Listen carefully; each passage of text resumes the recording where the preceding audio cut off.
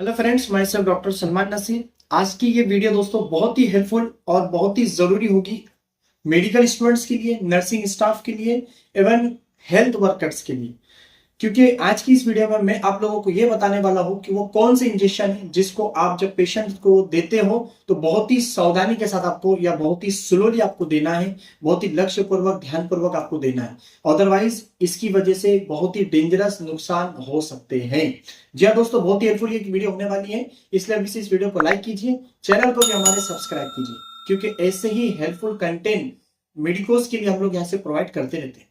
दोस्तों, मैं बात कर रहा था कि वो कौन से इंजेक्शन है जिसको हमको देते वक्त में बहुत ही स्लोली, बहुत ही लक्ष्यपूर्वक ध्यान के साथ देना है। उसमें सबसे पहला इंजेक्शन है दोस्तों एप्टाइन। जी हाँ दोस्तों, एप्टाइन जिसको फेंटाइन नाम से भी जाना जाता है, मार्केट में एक तरह का ब्रांड है। अलग अलग ब्रांड हो सकते हैं, अलग अलग नाम हो सकते हैं, लेकिन एप्टाइन आप याद रख लीजिए, जो कि मॉलिक्यूलर है उसका कंटेन है। इसको बहुत ही स्लोली देना है, जो कि एंटी कन्वर्जन में या फिर एंटी एपिलेप्टिक में कह सकते हैं, यानी मिर्गी के दौरे या झटके जिसको आ जाते हैं उनमें ये इस्तेमाल में लाया जाता है। वैसे इसके इस जो है और कुछ यूजेस भी हैं जो डॉक्टर अपने एक्सपीरियंस के अनुसार देते हैं, लेकिन इतना आप लोगों को याद रखना चाहिए कि इसको जो देते हैं बहुत ही स्लोली देते हैं। उसका एक पर्टिकुलर डोज होता है, वो आप जो है जिस तरह से भी आपको इंटेंशन मिला, आपको जो है तो डायरेक्शन दिया जाता है, आप उसके मुताबिक वो डोज दीजिए, लेकिन बहुत ही स्लोली दीजिए। अदरवाइज इसकी वजह से दो प्रॉब्लम में आप याद रखिए कि अगर फास्ट दे दिया गया तो हाइपोटेंशन भी हो सकता है, जो कि बहुत ही डेंजरस, या फिर हाइपोवोलेमिक शॉक में पेशेंट चले जा सकता है, यानी कि हाइपोटेंशन। और सेकंड थिंग जो हो सकता है वो एरिथमिया। ये दो कॉज हो सकते हैं। तो ये चीज मैंने आप लोगों को बताया कि जो इंजेक्शन बहुत ही स्लोली आप लोगों को देना वो है एप्टाइन। इसके अलावा जो दूसरी चीज है दोस्तों वो एंटीबायोटिक्स इंजेक्शन है। जी हाँ दोस्तों, जो भी एंटीबायोटिक्स, जितने भी सारे एंटीबायोटिक्स है, तमाम मैक्सिमम एंटीबायोटिक्स हमको बहुत ही ध्यान के साथ देना है, लेकिन स्लोली देना है। लेकिन उसमें एक बहुत ही हायर एंटीबायोटिक है जिसको आपको बहुत ही स्लो देना होता है, वो है वैंकोमाइसिन। जी हाँ दोस्तों, वैंकोमाइसिन इंजेक्शन को बहुत ही स्लोली हमको देना होता है। इसको फास्ट देने से बहुत ही खतरनाक नुकसान सामने आ सकते हैं। साथ में दोस्तों जो इंजेक्शन हमको बहुत ही एहतियात के साथ देना है वो है पोटेशियम क्लोराइड, जो पेशेंट के ब्लड पोटेशियम लेवल को नॉर्मलाइज करने के लिए दिया जाता है।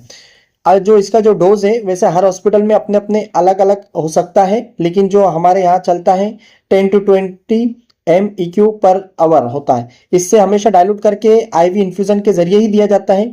तो याद रखिए केसीएल को कभी भी आईवी पुश के जरिए डायरेक्टली नहीं देना चाहिए, क्योंकि इससे कार्डियक अरेस्ट हो सकता है। अब उसके बाद में आप लोगों को बता दो दोस्तों वो कौन सा इंजेक्शन है जिसको हमको बहुत स्लो देना है, वो है मैग्नीशियम सल्फेट। अब बात करें मैग्नीशियम सल्फेट की, प्री एक्लैम्पेशिया प्री एक्लैम्पेशिया और एक्लैम्पेशिया के ट्रीटमेंट में यूज होता है ये। इसका जो डोज है तो वो जैसे मैं आप लोगों को बता रहा हूँ कि डोज हर जगह अलग अलग हो सकता है। लोडिंग डोज जो ज्यादातर 4 to 6 ग्राम होता है, जो 15 से 20 मिनट के अंदर दिया जाता है, और फिर मेंटेनेंस डोज स्लो इन्फ्यूजन के जरिए दिया जाता है। लेकिन याद रखिए अगर जल्दी दिया गया तो ये रेस्पिरेटरी डिप्रेशन या कार्डियक अरेस्ट का सबब बन सकता है। हमेशा पेशेंट का बीपी और रेस्पिरेशन मॉनिटर करना बहुत जरूरी होता है। इसके साथ ही दोस्तों एक इंजेक्शन है जिसको बहुत ही स्लोली देना चाहिए, लेकिन मैं देखता हूं कि इसको बहुत फास्ट दे दिया जाता है, लेकिन इसकी वजह से क्या होता है, कभी कभी नुकसान हो सकता है। उसमें वो है दोस्तों लेसिक्स इंजेक्शन, जिसको फिरोसेमाइड इसका जो कंटेंट होता है। तो ये एक तरह का जो डायरेटिक है, जो अगर फास्ट आईवी अगर पुश कर दिया जाए तो हेयरिंग लॉस यानी कि ऑटोटॉक्सिसिटी हो सकती है, यानी कि जो सुनने की शक्ति है वो गायब हो सकती है। इसका स्लो पुश या इन्फ्यूजन से दिया जाना चाहिए। इंजेक्शन देने से पहले हमेशा पेशेंट का जो स्टेटस है वो चेक करना है, इंस्ट्रक्शन स्ट्रिक्टली फॉलो करना है। अगर किसी स्पेसिफिक इंजेक्शन के बारे में और कुछ आपको पूछना है तो आप पर्सनली मुझसे पूछ सकते हो। वीडियो अगर पसंद आ जाए तो इसको लाइक करें, चैनल को हमारे